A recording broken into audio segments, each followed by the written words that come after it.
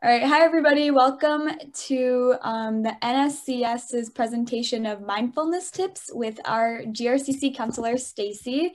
Today she's going to be taking us through some tips and helpful resources that GRCC offers. Thanks, Sherry. First of all, thank you for inviting me to this. It's great to talk to students, and I'm happy to tell you about the services that we offer at GRCC, and that's where we'll begin. So the Counseling Career Development Office has been in place since about 2016, and we offer confidential counseling, which means that what you share with us stays with us. And there are, of course, limits to confidentiality, but and we can talk about that later if anyone has that question. But this is an experience that's not part of your student record, by the way, as well. So it is very confidential, and there are no charges. So we provide personal and career counseling both. We do what are called same-day consultations, which means that you had an urgent situation, such as maybe you didn't perform as well on a test as you had hoped, or maybe you've had some recent event that's really causing you a lot of stress. You could actually see us on that same day, but we encourage you to call, because during this time, all of our services are remote, and we do depend on the support staff to help us, and some days they're not available, so there's limited availability through them. So we just ask that you call to get that scheduled for the day, and we'll help you through that. We also have done what's called the Mind-Body Wellness Workshop Series. However, we're not at this time, again, since we're remote, we're not offering that. Maybe in the winter semester, we'll be doing some of that work by video. And just for your own information, we also work with faculty and staff because we want to train them to help you and your friends and your classmates. And one of the trainings we offer is called Mental Health First Aid. So those are just some of the things that we do to help raise awareness of mental health and wellness on our campus. So I've included our phone number. You can see it there at 616-234-4130. And also our hours when you can actually call and get an appointment. So right now the phones are available from 8 to 6:30 Monday through Wednesday, and then 8 to 5 Tuesday, Thursday, Friday. Okay, so I wanted to share with you a little bit about our staff. We're a small department, but I like to say we're small, but we're mighty. We do a lot of work, and we, I think, have an impact there. But this is my colleague and my long-term friend, Andre Fields. He is a psychologist, and he really, you can kind of read his bio here, what he's been doing. He's also a published author. He does a lot of workshops and a lot of work outside of his work at GRCC as well. My next colleague, you can go to the next screen, is Emily Knisley. And Emily and I go back a long way too. As a matter of fact, when I think about it, the three of us have known each other for quite some time. We have different approaches in how we counsel, but I think there's a lot of crossover as well. And we complement one another, I think, and support one another in this work. So that's a little bit about Emily, and then her special interests as well. And there's me. And the way I see it, how I approach counseling, I've always worked with college students, by the way. That was my choice when I went into this field. I value education. I love being in college. I decided, well, I think I just want to kind of stay in college. And therefore, I wanted to be employed. And when I went through in the college setting, a university or college setting, so when it came time for me to get my degree, I wanted to specialize in working with college students. So that's been the last 25 years of my career. So lots of experience, and there you'll see some of my areas of special interest. And I'd like to share too, when I'm not working, some of the things I really enjoy. I love to go hiking. Any chance I can be outdoors, you know, the happier I am. Hiking and kayaking, and I have this goal to visit all the national parks in my lifetime, and I'm pretty well there. But of course, with, you know, haven't been doing any travel lately this year. But okay, so next slide. So all of our appointments are scheduled by phone, so you do have to call us. We're friendly, I think easy to talk to. We'll walk you through the process of getting an appointment. Again, there's the phone number. And then once we schedule the time for you, you're going to receive a text and you'll get an email reminder about 1 to 2 days prior to your appointment. And then in that email or text reminder, you're going to get the information you need, the next steps on how to connect with your counselor. As I mentioned, we use a very secure, or I talked about confidentiality, but this is in terms of our platform that we use. It's what's called HIPAA compliant. It's the same type of security that your medical doctors would use or a hospital might use. And that's how we transmit. So we're not using Zoom. We're not using Google Meet. We're using a platform called DoxyMe. And we also store all your confidential records to this electronic medical record system. So you don't have to download an app. It's all web-based, where you submit your intake forms and where you connect by video. Both of those are web-based, so very simple. The initial appointment, we call it an intake. So just if you've not had a counseling experience in the past, and think about when you go to a medical doctor and they have you fill out an intake form. Ours are pretty comprehensive. We ask that you allow yourself about 45 minutes to complete, because that'll just give you some time to you know, take a little bit of time to go through. There's going to be a lot of questions, but that helps us to better understand your needs and provide the experience that you need. We have very much a treatment recovery model. So, you know, we help students to build the skills that they need to be successful, not only in college, of course, but beyond, and you know, coping skills and things of that nature, as well as just being a good ear to listen to you. So, but we want you to, just one thing on the detail on that is that you need to complete your forms the day of your appointment. And there's reasons why we do that. We don't open up the portal any sooner than 6:30 in the morning, I believe. So on the day of your appointment, you'll have access to that. So if our earliest appointments are at 9. So you probably want to be up and ready to go to that portal at 8 o'clock or so, and just allow yourself that time ahead. Okay. Also, we also provide career counseling because we see this as part of mental health and wellness. If you're undecided about what your goals are, you're thinking, you know, I'm not sure what my passion is. I don't know where my bliss lies. I don't know. I love these courses that I'm taking, but how do I make a career path of that, right? Well, we can help you with that as well.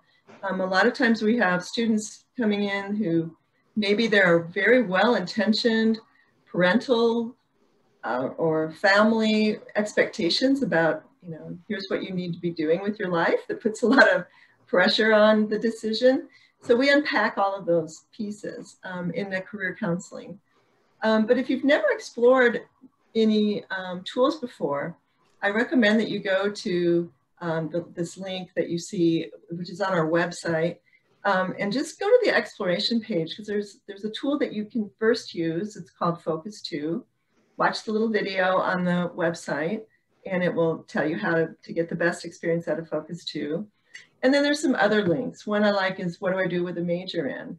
So for example, if you're thinking of majoring in anthropology, history, you know, one of the liberal arts majors, and this is where your passion lies academically, but you're getting that question, what do you do with that? I think you're going to find some really great resources there.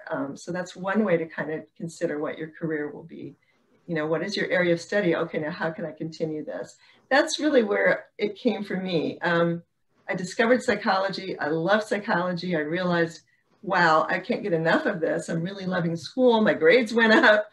And then, okay, now what do I want to do? And so and from there I went into the counseling field. So I will tell you up front that the process is the same when you come in, because this is a counseling relationship as well.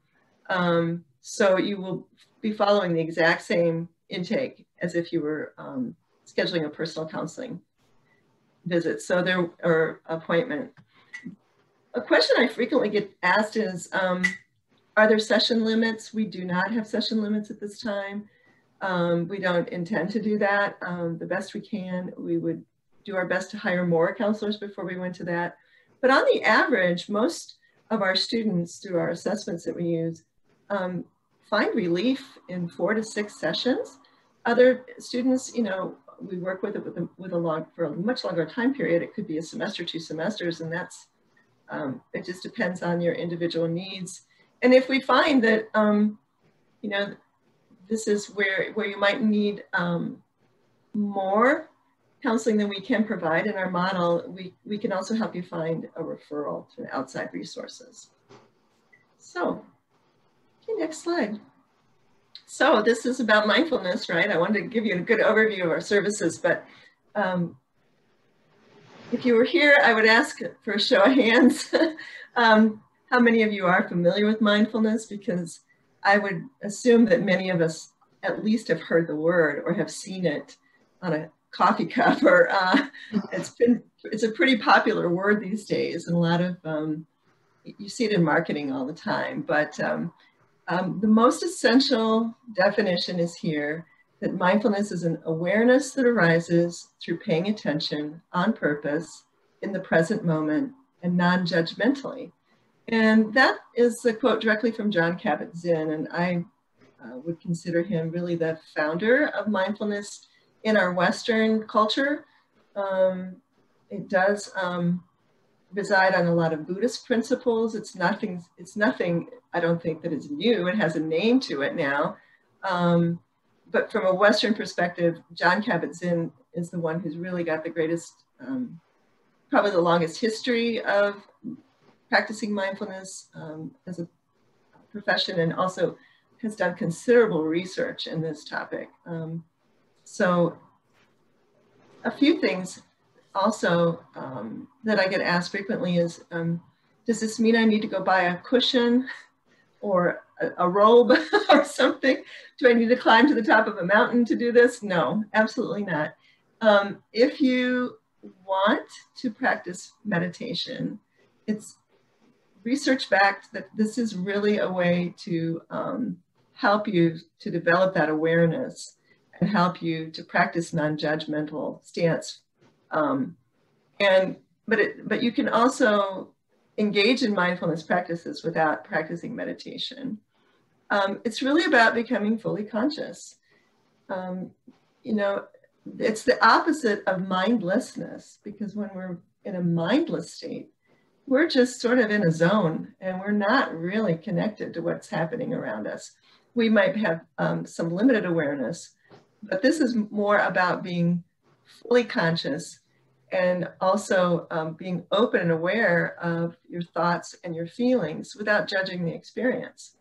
So it's a way for you to even get in touch with that inner voice, that inner critic that we all have, that we learn somewhere, generally in our childhood, and that we carry with us in sometimes very subtle ways.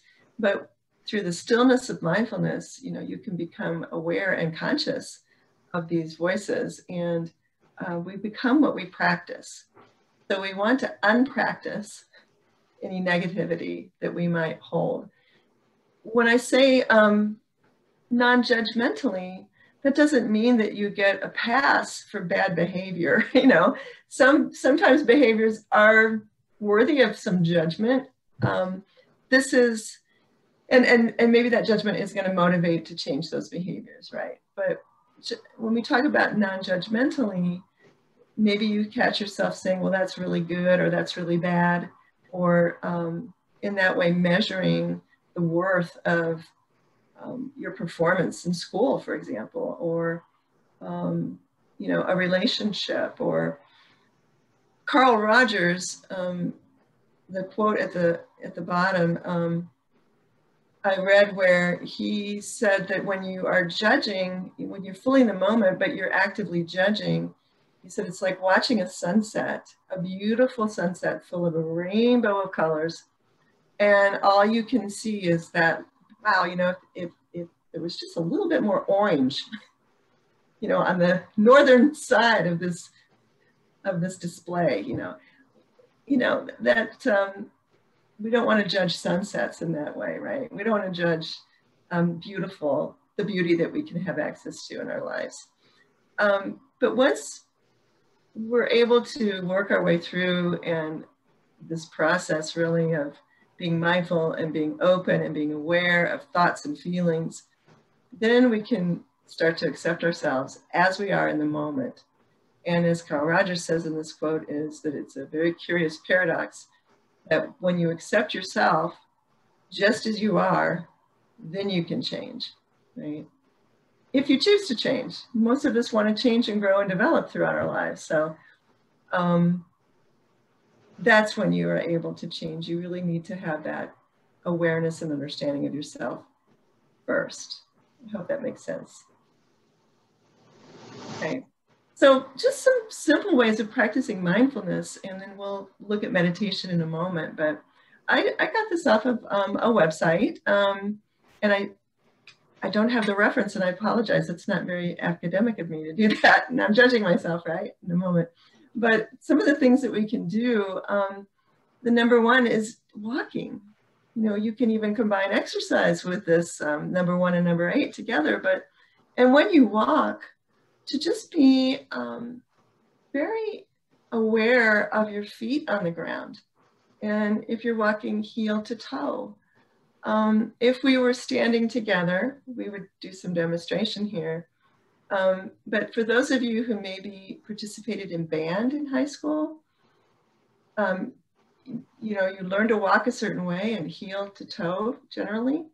And it heightens your awareness of your presence and connection to the ground.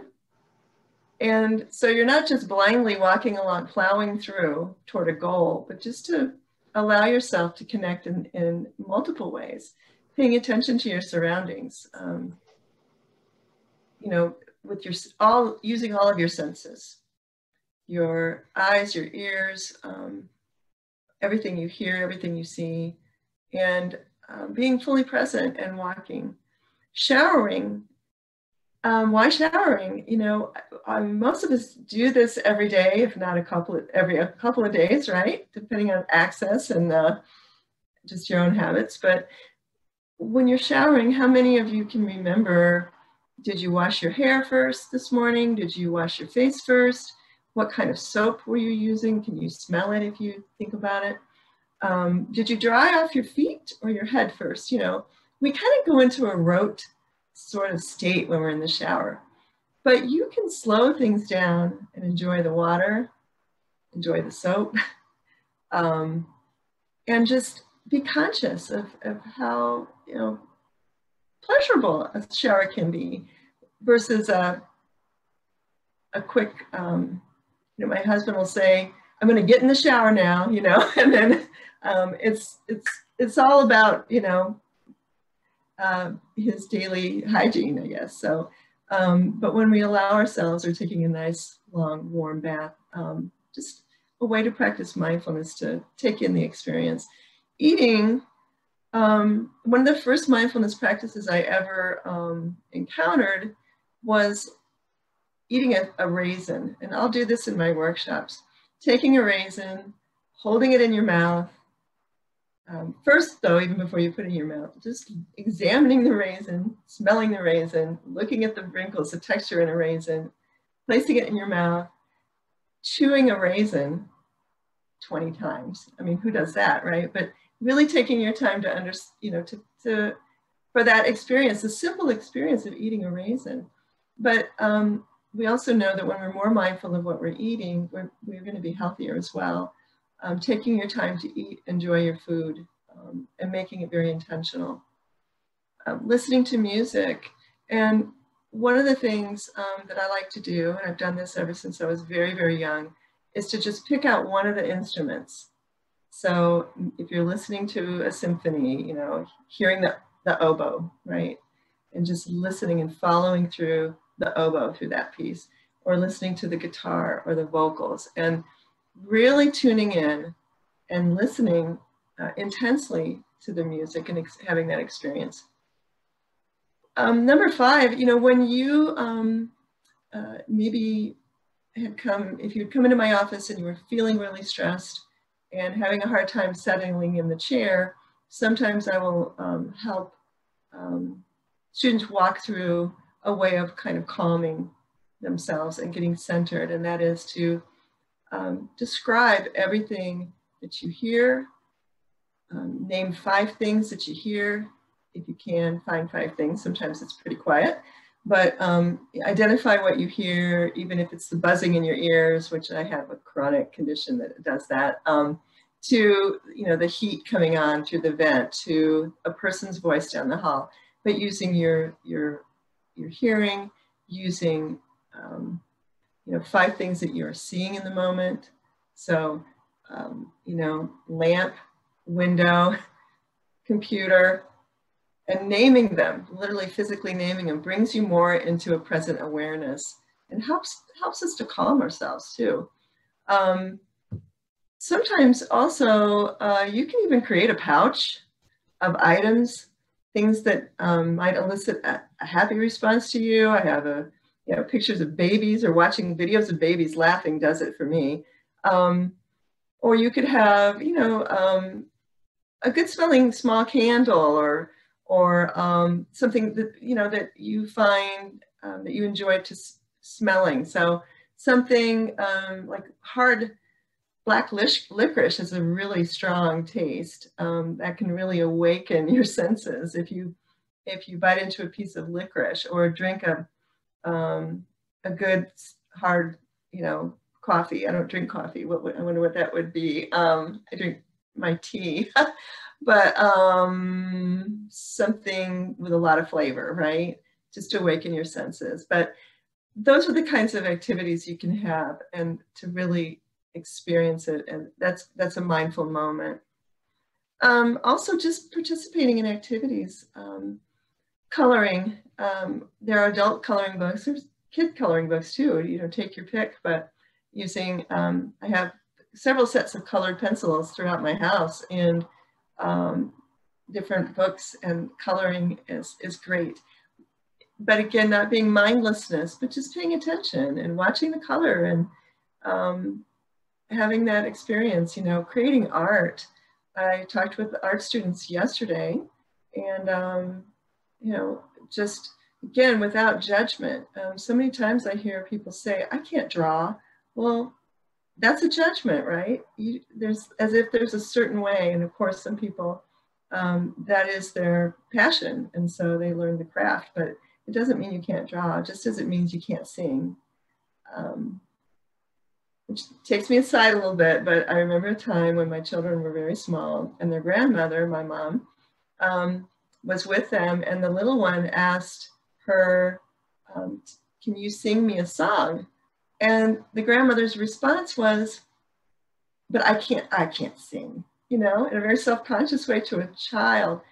And right there, that child was learning, my child was learning that there was maybe some judgment to be placed on singing. You know, it's not about just opening your mouth and expressing something to music, that there has a certain quality. So that's a good example of how we judge ourselves too. Washing dishes. If you have roommates and your roommates leave messes in the kitchen, and you find yourself getting overwrought and angry, take a pause, hit the pause button, and ask yourself, well, do I want clean dishes or not? Or do I just want to yell at my roommate, right? So maybe it's a good time to just simply say, okay, I'm going to wash these dishes, and I'm going to have a mindful experience.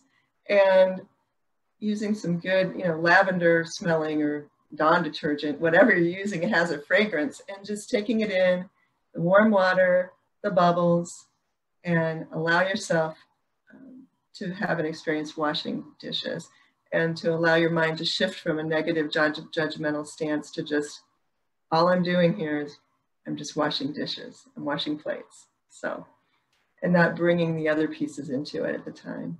Folding laundry is something I love to do, believe it or not. And just paying attention to how you're folding it and how you're stacking it or sorting it, and just having that experience of holding the laundry. So these are just everyday activities. It's about developing a mindset and experiencing it fully. You can also choose a color, find as many examples in your setting as you can on your walk, or in, looking around the room. Orange is my favorite color, so I'm looking around and I see a lot of orange in this room. And exercise is medicine. I believe it so much that I'm on the Exercises Medicine Committee at GRCC. But that's where, if you're feeling depression, if you're feeling anxiety, if you're looking for the good happy hormones, and I'm not a neuropsychologist, but I couldn't name them all if I tried right now, but that is where you're going to get the benefit of exercise. It's a chemical change in your brain. You've heard of runner's high. You don't have to go that far unless unless you are a runner, but exercise definitely has a very strong impact on our mental health. I would probably put that at the top of this list, actually. And walking, by the way, is a very good exercise if you go to a good pace, but you can still be conscious. But those are just some ways of practicing mindfulness without going to the cushion and meditating. So next screen. So what I've done here is I've provided a lot of resources, and I'm not sure how to share these as live links, but I know there's got to be a way. Sherry and Sarah will figure that out, right? But these are links. The very first one, if you want to learn about meditation, the mindfulmeditation.org is a good site to go to. I will say it is a commercial site. They're going to want you to buy the magazine. You can get through a lot of good material without doing that, though. I actually subscribe to their newsletter. It's free. But they, on their site, you can just start. There's 1, 10, and 15-minute meditations that are very, very basic. It's really just about learning to sit quietly and to really pay attention to your breathing. So if we could, we would walk through this together, but I hope you can find these resources helpful to you. And while you're sitting in that practice, you're practicing non-judgment. We do it, our thoughts are busy. We'll have a million thoughts, they happen. That's how our brain works. That's how we've survived as a species. But you'll learn through meditation how to simply recognize, oh, I'm having a thought, and let it pass. It takes practice, and and if you find yourself focusing on, I'm not very good at this, you're judging yourself, So more information on that site about kind of some beginning strategies. Another one that I really like, it's a free app. It's called Insight Timer. I use it very frequently. There's a timer you can simply set to keep track if you want to meditate for a minute, if you want to meditate for 5, 15.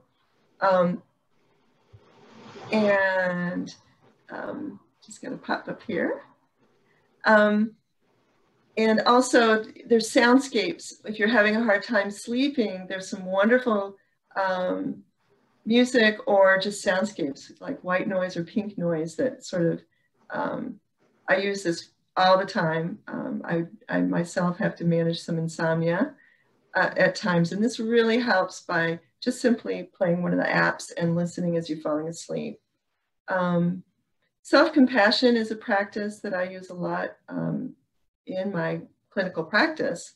And Kristen Neff is a scholar, and if you go to her website, you'll find a lot of exercises and meditations, as well as all of her academic research and collaborations that's empirically sound research that she has conducted on mindfulness and the effect on the brain. So you'll find a lot of resources on her site as well. Now, this is something I found this morning, Palouse Mindfulness. There is a course, it's 8 weeks long.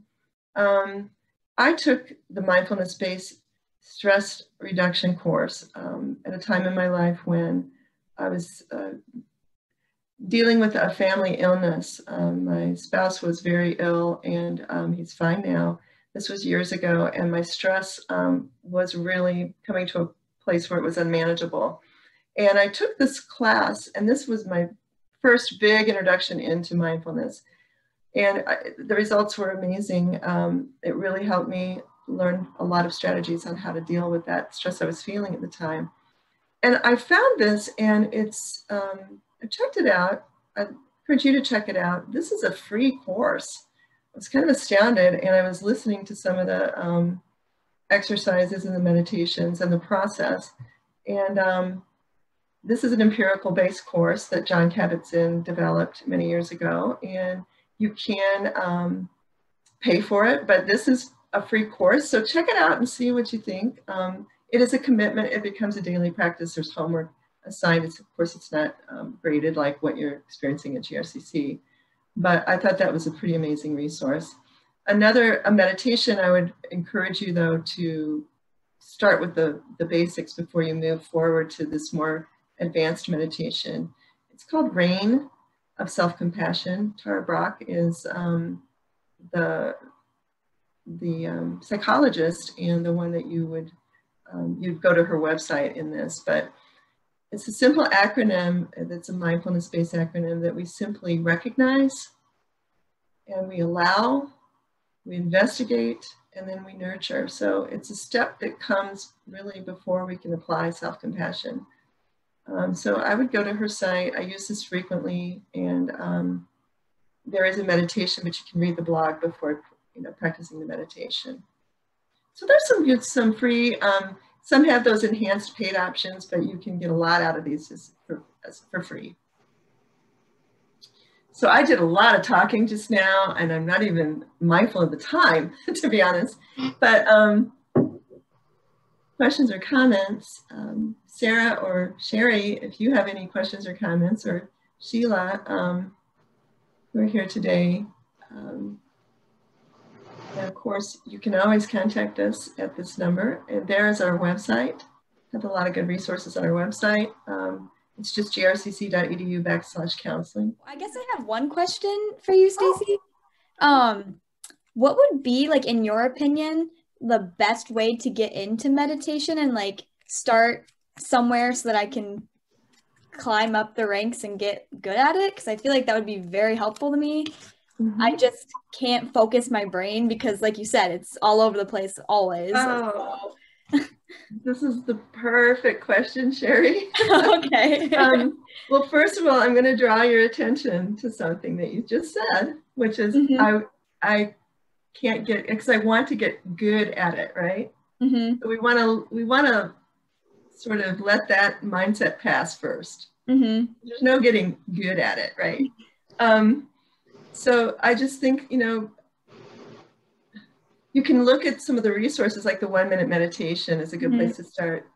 But really, I'm thinking maybe I could even, I can figure out a way to maybe lead a meditation virtually. That might be a good, just do a 2-minute. Yeah, that would be really cool. 2-minute meditation. But it's really about focusing on your breathing, and you don't alter it. The three of us are breathing right now, right? It's automatic. If it weren't, we would all have died many years ago, right? But it's just automatic. So we don't alter it. We just pay attention to how that breath enters through our nose and exits. And the exit is where we actually pay the most level of attention. And your mind is going to wander. That's, like I said, that's what it does. So we don't judge that wandering mind. We just notice it, and we might name it and say, oh, thoughts, judgment, and bring ourselves back to that out breath. And as far as how you physically can do that is, sitting in a chair, making sure your feet are flat and grounded. lean forward a little bit so that your back's not totally on the back of the chair, because you want to stay in balance. You know, use your spine to kind of stay in that balance. You don't want to fall asleep. This is not the goal. So, you know, to be in an alert position. And simply, you know, rest your arms, you know, sometimes just open your hands on your, you know, on top of your thighs, just so you're feeling relaxed, but you're alert and you're in an upward stance. You don't want to do this in bed. Don't lie down and do this. And then you just simply start paying attention to that breathing. And the thing about that Insight timer that I like is that you can set it and it'll chime. Nice, you get to choose your chime, what you want to hear. And then that kind of is your starting point. But if you're meditating, you don't want to be watching a clock. That takes you away. So it's nice to have this timer. You can set it for 1, 5, 15, however many minutes. I would start with 3 minutes. That'd be a good place to start. And set the timer, and then it will chime gently, kind of bring you kind of out of that awareness at the end. So the Insight timer is a useful, helpful tool for doing that. But it really helps you to recognize the judgments. You know, oh, I'm not doing this right. There's no wrong or right way. And even the monks on top of the mountain, like I said, they're not there yet either. So your mind is going to wander, and you just let it and bring it, but begin again, keep bringing it back to your breath. Does that help? Yeah, definitely. Thank you. Good. Okay. So thank you for the invitation. I really appreciate you having me here today. Take care of yourselves.